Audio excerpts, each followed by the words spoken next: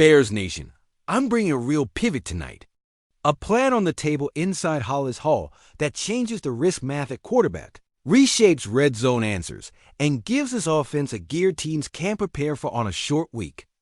I'm going to lay out the timing, the money lane, the package roll, the locker room ripple effects, and the exact scenarios in which this move wins us games in November and January. I'm not dropping the name yet. I want you to see the logic first, because when the profile clicks, the reveal will feel inevitable. Here's the briefing. I'll start with where the offense actually sits right now. The progress, the stalls, the situational numbers that matter. Then I'll map why the front office has been reviewing contingency plans at the most important position in sports, even as the starter levels up. From there, I'll walk you through 3 acquisition paths that keep the cap clean and the draft board intact. After that, we'll zoom into the playbook, how this specific profile turns short yardage, third and medium, and 2-minute into our advantage. Only at the end do I put the bow on it and tell you the name you've already guessed. Let's be honest about the tape. The structure is better. We're getting to the line quicker, the formations are clearer, and the shot plays are more intentional. But too many drives are dying in the same places. 3rd and 5 to 3rd and 7. Compress red zone just inside the 15. And late game 4-minute when you need to own the clock. The run game has pop in spurts, not as a habit. Penalties still steal possessions. When you're building around a young franchise quarterback, that's normal. What's not normal for? A team that expects to play meaningful football in January is leaving free points on the points table when there's a roster move that can buy you a margin. Quarterback rooms on playoff teams are built like insurance companies. You protect the present and the future at the same time. You reduce catastrophe risk without threatening the long-term plan. You add skills that multiply what your starter already does well. And when you spend with a clear exit ramp. That's the lens the front office is using right now. If we can add a dynamic backup who brings a specialized package, pushes the practice tempo, and gives the headset a red zone trump card, all on a contract that doesn't touch next year's priorities, you at least make the calls. League context matters. Across the AFC and NFC, several teams are rebalancing their depth charts before the deadline. A couple of front offices are signaling they'll listen on veterans if the price trims future money. One of those teams sits in the AFC North and has a complicated calendar at quarterback. Their situation creates a window for us, a dual threat with top-end straight-line speed, experience in this city, and enough love game reps to be ready on a Tuesday and playable on Sunday. That's the profile. And it's not just nostalgia. It's football fit. Schematically, here's what I want in the room behind our starter. I want a player who can carry the QB run menu without telegraphing it. Zone read with a real keep threat. Bash looks that flip the back's track and make linebackers hesitate.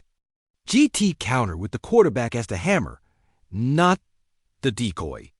Sprint option near the pylon where the edge defender has to be wrong no matter what. I want a quarterback run game that forces defensive coordinators to waste a practice period on something they might see 5 snaps of and hate those 5 snaps. Now the money. I'm not touching premium capital.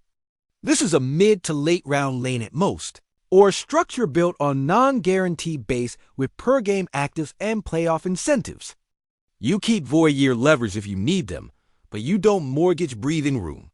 The goal is simple. Protection and upside without a billboard.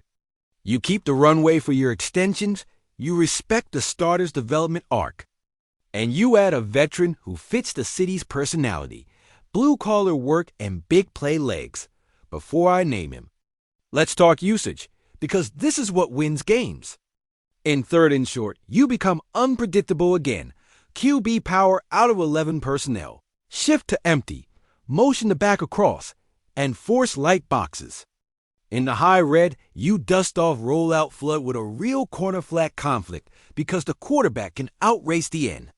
Backed up, you steal a first down with a design keep instead of a risky throw into tight coverage. In 2 minutes, The scramble threat turns man coverage into a problem. Safeties play with heavier feet, windows open for dig routes, and the sideline catch actually buys you time. You're not promising a new identity. You're adding a breaker switch. There are 3 paths to make it real. 1. A low-cost trade if the other team wants to pivot and bank a pick. 2. A post-deadline release scenario where the contract mechanics line up and you move fast. 3. A January-focused futures play where you bring the player in now on a friendly structure, build the package quietly, and keep your options open for spring. All 3 share the same rule. The deal only happens if the fit is cleaner than the headline. Mid-video check-in. If you appreciate a clear, no nonsense look at the Bears without the noise. Hit the like, subscribe, and keep your alerts on. I'm going to keep bringing you the moves that matter, the ones that show up on 3rd down and in the last 4 minutes. Back to it. Culture is the next layer. Hollis Hall has earned a reputation for clarity. Standards are simple. Effort is non-negotiable, and roles are communicated. A veteran who has already lived at here doesn't need an orientation. He needs a package, a cadence with the center, and a room that welcomes competition without drama. That's how you protect the starter while raising the temperature of every rep on Wednesday. All right, this is the moment. The profile I've been building toward is a reunion. Justin Fields back in Chicago in a defined winning role. Not as a controversy, not as a headline. As a calculated football move that helps the 2025 Bears finish drives, survive a rainy Sunday in December, and raise the floor of every late-game possession.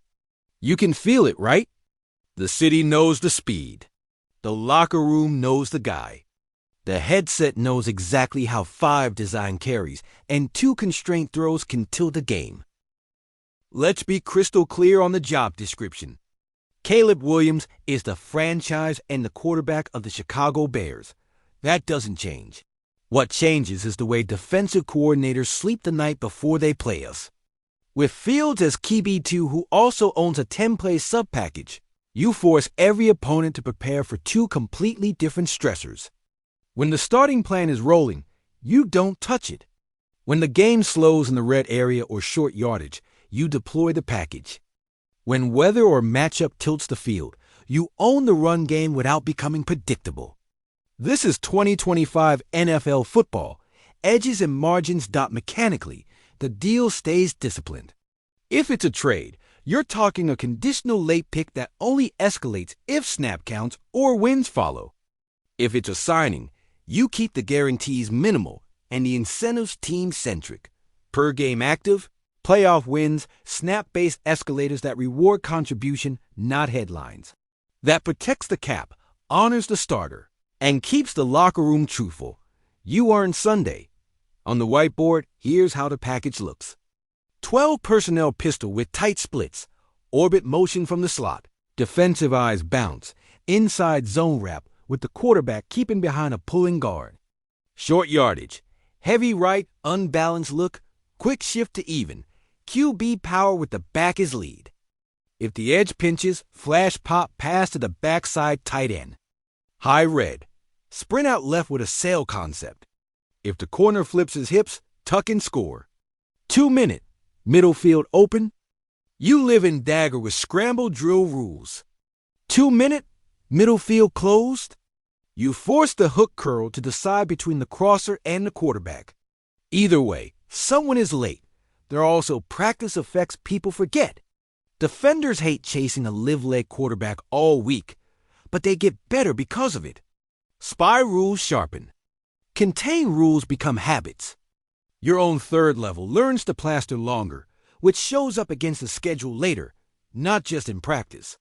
And your offensive line gets live reps on gap schemes and pulls that translate even when the starter is on the field. That's real value you don't see on a stat sheet. Let's address the elephant in the room. Optics. Some will yell distraction.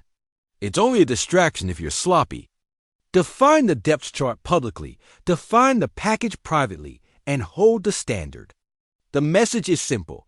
The Bears are trying to win every Sunday and protect every January. That means layering skills, not dividing locker rooms. Williams' leadership gives you the runway to do this right, and Fields' familiarity with the city gives you the landing gear. There's also the injury insurance. You never want to need but have to own. A quarterback with starting experience who has won real NFL games changes the season-ending calculus if disaster strikes. That doesn't mean you plan for disaster. It means you refuse to be naive. Good teams plan for the world as it is, not as they wish it to be. Great teams turn those plans into edges, even when disaster never arrives. What's the downside? Red zone packages can stall if penalties show up. Short yardage can get muddy if you're predictable with formation tells. And if you overuse it, you risk rhythm for the starter. That's why the package is tiny and ruthless. 5 to 8 plays, 2 tags, a couple looks for the same concept. You teach it like special teams. Precise, rehearsed, devastating. What changes on Sunday if this gets done? First drives become tone setters, not coin flips. The headset's 4th and 2 confidence climbs. Opponents hold their breath when we hit the 20. The stadium feels it. You feel it at home. And the film on Monday shows a defense stretched thin in the exact places we want to attack all year long. My read. And I'm standing on it. A reunion with Justin Fields on a disciplined structure, late pick or low guarantee. Deal is the kind of adult move contenders make. It protects the franchise plan around Caleb Williams. It raises situational football to a playoff level. And it respects the cap while adding real live winning value. You don't chase nostalgia. You chase edges. This is an edge. Before I close, I want your board. Would you greenlight a reunion on a conditional late pick? Or would you hold the line and spend that asset elsewhere? Edge rotation, interior depth, or a veteran special teamer? If you make the move, how big is your package? 5 snaps a game, or only in the red and short yardage? Drop your full plan below. I read everything, and I'll pin the smartest blueprint for the whole community to debate. My bottom line. If the door opens, I walk through it. Fields in Chicago in a defined QB2+ package role is smart football, tough on defenses, easy on the cap, and honest with the locker room. If the door doesn't open, we keep building the same way we built all year. Discipline first, violence at the line, and details that travel in January. If you value clean analysis and real football talk, like the video, subscribe, and keep your alerts on. I'll be back the second this story moves.